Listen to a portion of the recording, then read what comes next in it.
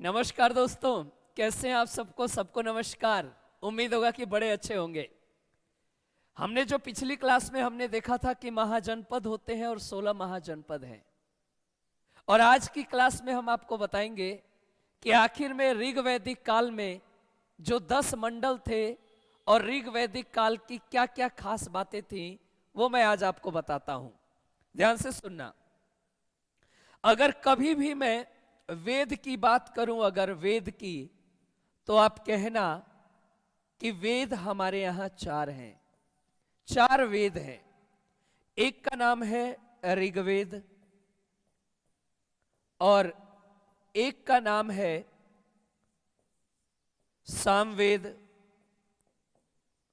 और बड़े प्यार से एक वेद को हम लोग यजुर्वेद के नाम से जानते और पहचानते हैं। और जो हमारे पास चौथा वेद है वो है हमारे पास अथर्ववेद। याद रखना मेरे दोस्त, आज जो हमारी चर्चा होगी वो वेद की दुनिया में जो सबसे पुराना वेद है, जो सबसे पुराना वेद है, हम उस पर बात करेंगे। याद रखिएगा, सबसे पुराना वेद यानी ऋग्वेद की। तो चलिए शुरुआत करते हैं ऋग्वेद से।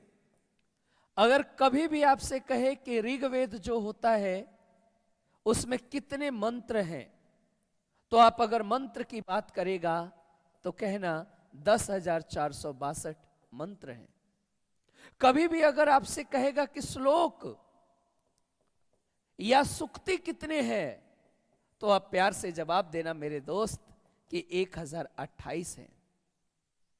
कभी भी अगर कहेगा कि जो ऋग्वेद है इसमें मंडल कितने हैं, तो मेरे दोस्त मंडलों की संख्या 10 है। एक तरीके से पार्ट मंडल 10 है।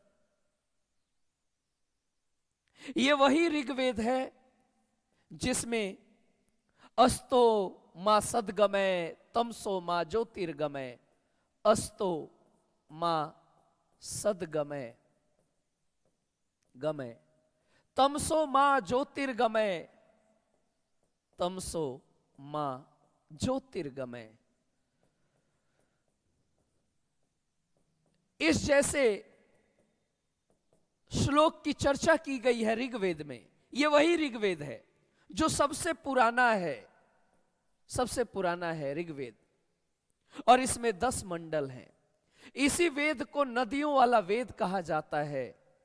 नदियों वाला वेद, जिसमें सरस्वती को सबसे पवित्र बताया गया है। सरस्वती, सबसे पवित्र नदी सरस्वती, यह वही है। इसमें सबसे ज्यादा जिक्र इंडस नदी का किया गया। सिंधु सबसे ज्यादा जिक्र, सबसे ज्यादा बार जिक्र किया गया है। सबसे ज्यादा बार जिक्र,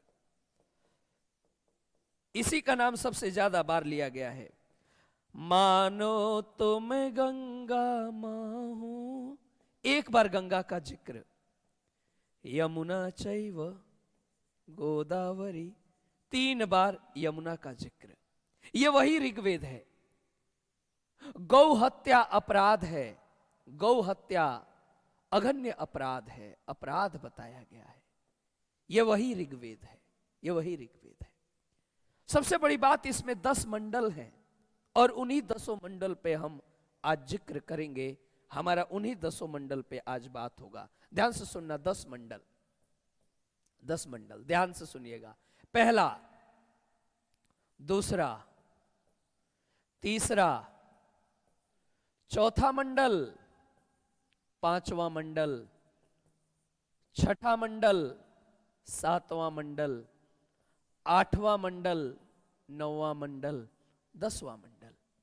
याद रखिएगा मेरे दोस्त, जो 2 से लेकर और 7 तक जो मंडल है, 2 से 7, 2 से 7, सबसे पुराना मंडल यही है। सबसे पुराना मंडल यही है, यही है। और जो 1 है और जो 10 है, ये सबसे नया है।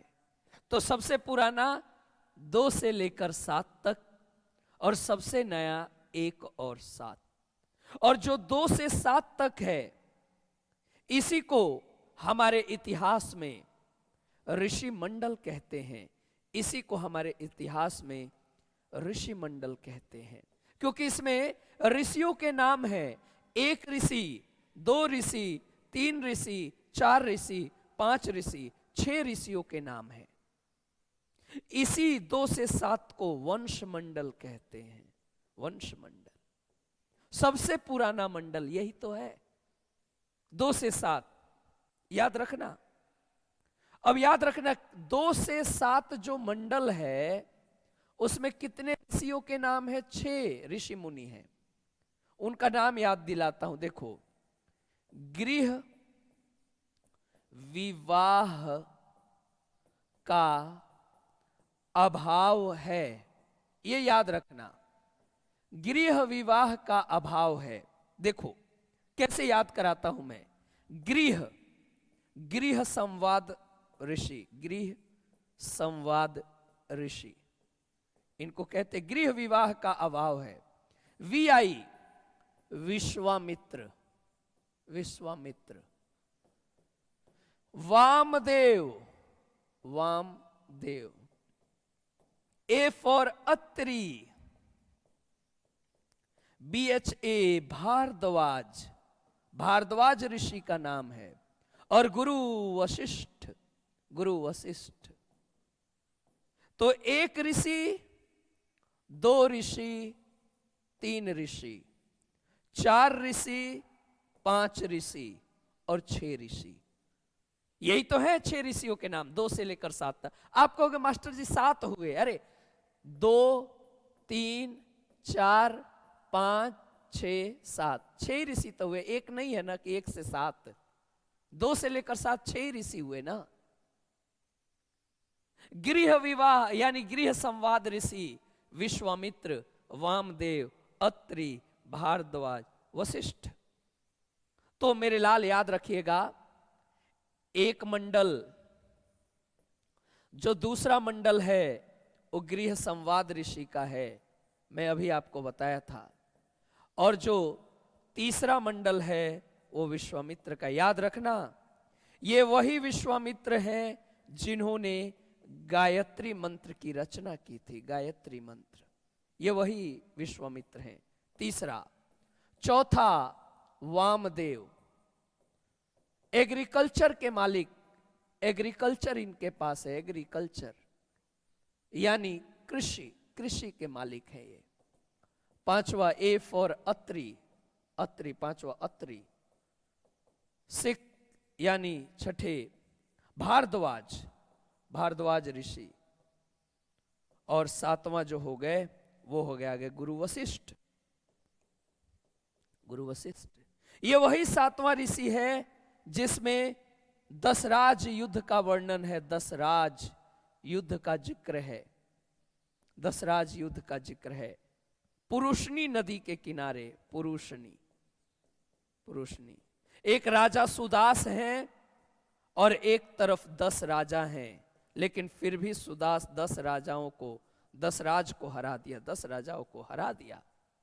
इसी का जिक्र है 7वें में। और फाइनली जब हम 8वें मंडल के तरफ आते हैं, 8वें में, तो इसमें हैंडक्राफ्ट यानी हस्तकला शिल्प का जिक्र है। हस्तकला शिल्प, हस्तकला शिल्प जो है वो 8वें मंडल में है। 9वां जो मंडल है वो सोम मंडल है, सोम मंडल, सोम मंडल। इसी में मदिरा शब्द का जिक्र है। और जो 10वां है इसी को कहा जाता है पुरुष सुक्त मंडल। ये वही पुरुष सुक्त मंडल है जिसमें ब्राह्मण है, जिसमें क्षत्रिय है, जिसमें वैश्य है, जिसमें शूद्र है। ये कर्मों के आधार पर है मेरे भाई, जाति के आधार पर नहीं है, कर्म के आधार पे है। तो ये हमारे ऋग्वेद के 10 मंडल, जिसमें से 2 से 7 तक के ऋषि मंडल और उसमें 6 ऋषियों के नाम मैंने आपको बता दिया मेरे दोस्त। इसी मंडल को हमारे परीक्षा में बड़े अच्छे तरीके से पूछा जाता है। तो ऋग्वेद को बड़े प्यार से मंडल के साथ अगर जोड़कर देखना चाहते हैं तो 10 मंडल को जरूर देखें। ऐसी जानकारी के साथ मैं अगली क्लास में आपको बताऊंगा कि आखिर में हमारे 16 संस्कार क्या हैं और 16 संस्कार हमारे जीवन में किस तरह अप्लाई होते हैं। तो ऐसी और जानकारी के साथ मिलता रहूंगा। नेक्स्ट क्लास में 16 संस्कार जरूर देखें। नमस्कार दोस्तों।